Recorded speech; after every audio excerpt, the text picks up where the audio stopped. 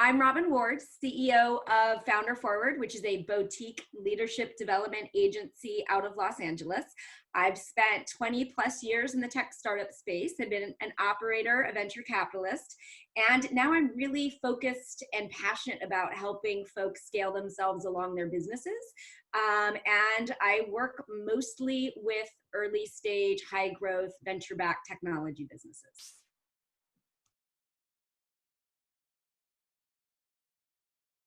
At a high level, I think that great leaders are folks that understand that it's not actually really about them and that it's about the people they're leading and that they're in service of. But if you're asking for specific qualities, I will say that, there's lots of qualities that make for great leaders, but there are a few that I have noticed over my 20-something years working with hundreds of leaders, particularly in a high growth business, that are extremely important.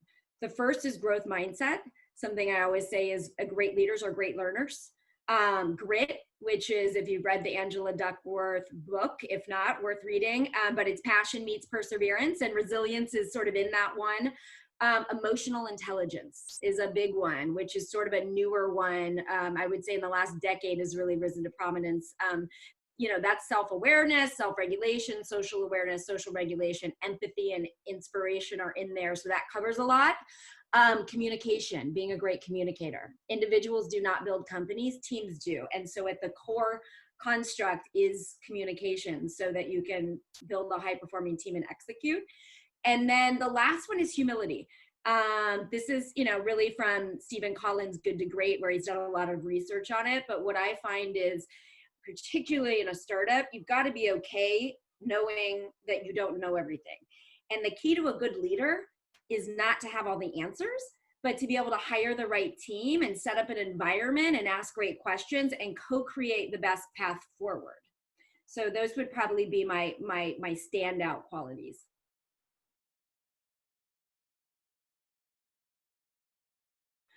So, it's definitely tricky, communication and EQ in a world where we're on Zoom and we're not in person, because a great deal of communication actually comes down to body language and tone, and a lot's happening on Slack.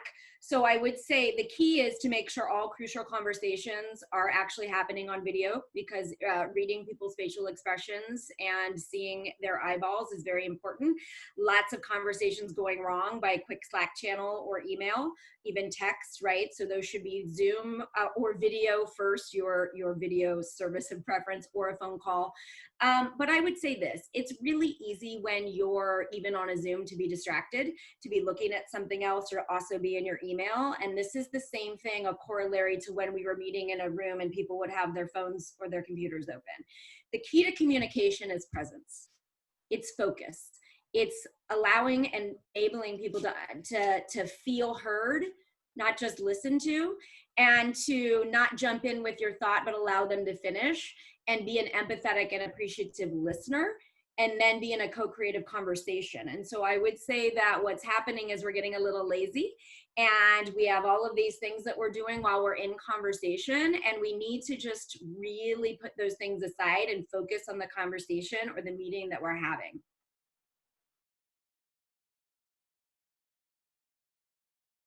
Building a reflective practice into your schedule and life is one of the most high leverage activities that you can do for learning, growth, and operating at peak performance. And the key is, we don't just learn from experience, we learn from reflecting on experience. But we're all building companies and leading people and have families, and we're on autopilot, and we're always moving forward. And it's very rare that we take the time to look back, which is going to actually help us move forward in faster and better ways.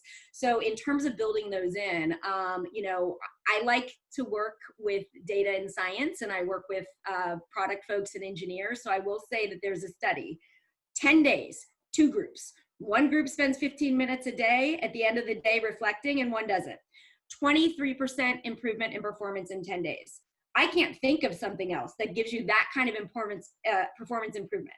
So when I do that, most of my leaders do, whoa, oh my goodness, how are we not doing this? So listen, Every day might be a little bit much for people, but the founders that I work with and the way I do it, 60 to 90 minutes at the end of the day on Friday, that's when all the fire drills have mostly ended and the days are dying down. The key is you got to reflect both on your company or your team and on yourself. But for me personally, I do Fridays, I do end of month, I do end of quarter, and I do end of year. So one of the things I do right now with all my clients is I have a reflection worksheet, and it's gotten sent out to everybody because I want everybody to have it done by December 1st, because I don't want you to move into planning for 2021 until you've actually looked backwards, right? So a lot of people sort of miss that component, which is super important.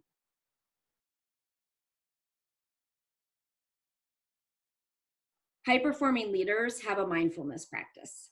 And that doesn't necessarily mean meditation, though I would love everybody that rolls their eyes to revisit meditation because now there's helpful technology, but the data on it is next level on terms of how it makes you a better leader.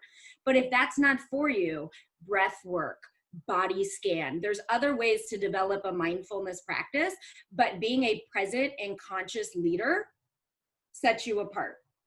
The second one that I think is really important, particularly for high growth businesses, and honestly, every business in today's day and age has a degree of uncertainty and is high growth. So, this is not just for startups, but businesses and particularly leadership, there's an element of an emotional roller coaster, right?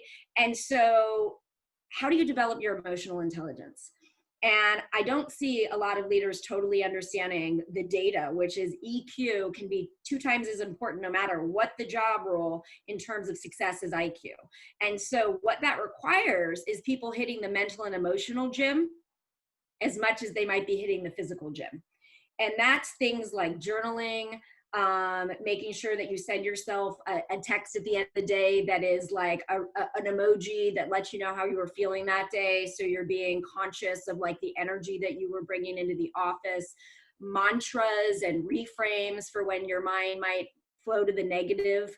All of that is part of mental and emotional fitness. And I think that those are big practices and big distinguishers from sort of the excellent leaders and the good leaders.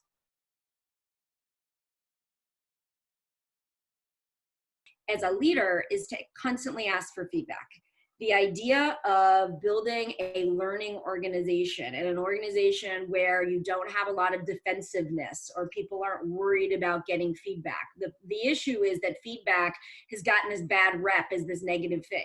You want to build it into an organization so it's a positive thing and it's learning, because we're all trying to grow and learn. We're trying to grow and learn the company, and we're trying to grow and learn as individuals. So the more you as a leader end conversations with, what can I do more of, less of, better of, or different, or follow up a meeting and send a note and say, hey, that was, a great presentation. How can I help you in your initiative? What can I do to remove obstacles for you?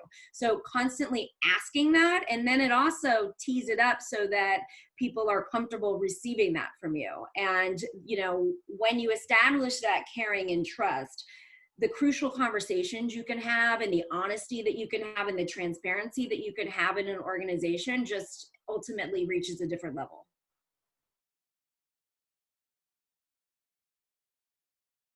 I wake up and I make my bed, right? And when I make my bed, I actually say out loud, win the morning, win the day.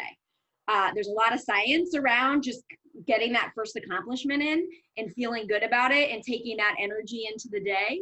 Then I make my protein shake and I sit down and I journal some things. I journal my mantras in the morning, which are very important to me. Or I journal my big 3 rocks. I write what will make today great and I fill it in.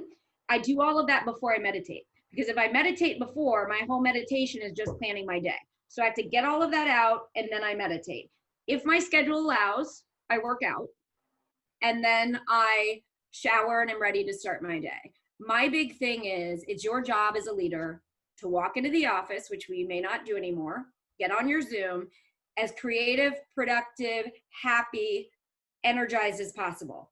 And to do that, you need to take time to set yourself up for positivity and optimism in your day. What you do not need to do is wake up and check your email, because you are automatically on defense and your day has been taken from you. Now, here's the big trick. I have a tool that I call the peak performance recipe that actually helps clients write this stuff down because it helps them keep accountability with themselves, improves their chances of doing it. But I say it's just like Google's OKRs, right? You may only hit 70% and you're okay with that. The idea is to be intentional and to sort of average out following your peak performance recipe, but nobody's going to hit that recipe every day. What we don't have is extra brain space to beat ourselves up. So we have to be okay with that and know that we can, you know, get back and do a better job the next day.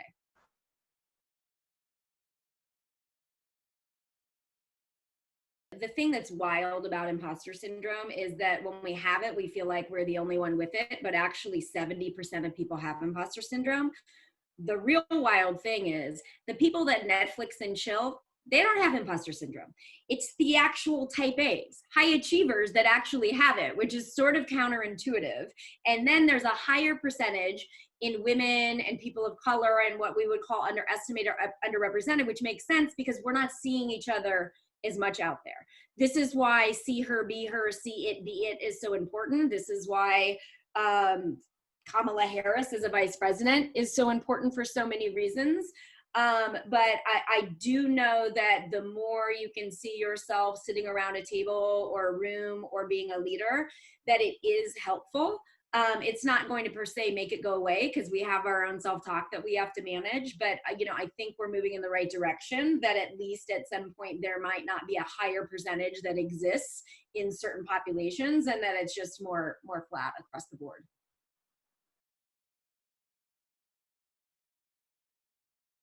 I think that imposter syndrome really comes down to self-talk. And there's a lot of exercises, one of which is like a racket and a reframe. And it has to do with being mindful so you can catch yourself in the moment where you're telling yourself the fake movie that you're running about why you're not the right leader for this company or why you can't do X, Y, Z.